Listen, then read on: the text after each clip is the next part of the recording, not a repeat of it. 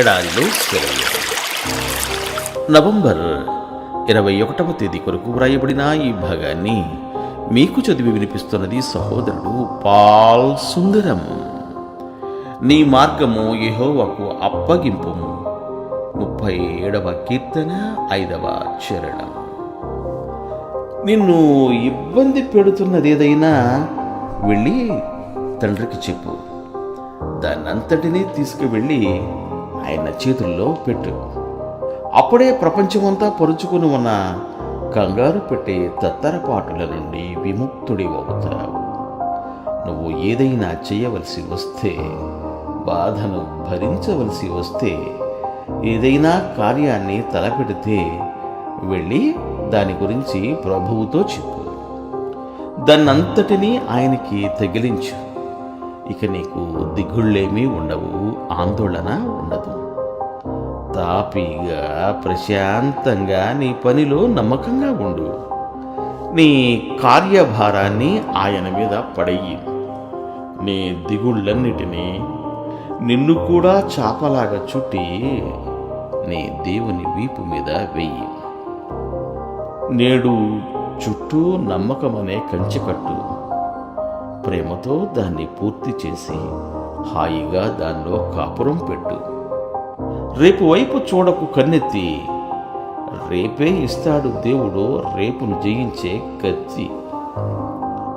దేవుడు మనం నడిచే దారిని సమ్మతిస్తే దాన్ని ఆయన వశం చేయడం వీలవుతుంది. తన మార్గాన్ని ప్రభువుకి అప్పగించడం విశ్వాసమున్నవాడికే సాధ్యం. మన దారి మంచి దారి కాదని ఏమాత్రం అనుమానం ఉన్నా విశ్వాసం ఆ ఛాయలకే రాదు. ఆయన చేతుల్లో పెట్టడం అన్నది ఒక్కసారి జరిగి చేతులు దులిపేసుకునేది కాదు. ఇది ఎప్పుడూ సాగే తతంగం.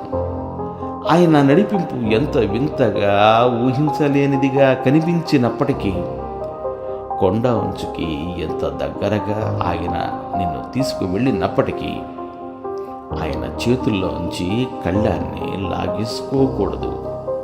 మన మార్గాన్ని ఆయన ఎదుట పెట్టబోయే ముందు దాన్ని గురించి ఆయన ఇచ్చే తీర్పుని స్వీకరించడానికి సిద్ధపడి ఉన్నామా? అన్నిటికంటే ముఖ్యంగా ఒక క్రైస్తవుడు తన అలవాటుల్ని, పాతుకుపోయిన తన అభిప్రాయాలను నిశితంగా పరిశీలించుకునే పరిస్థితిలో ఉండాలి. తమ అలవాట్ల గురించి క్రైస్తవులు దేవునికవి అంగీకారమేలే అన్న ధీమాతో ఉంటారు.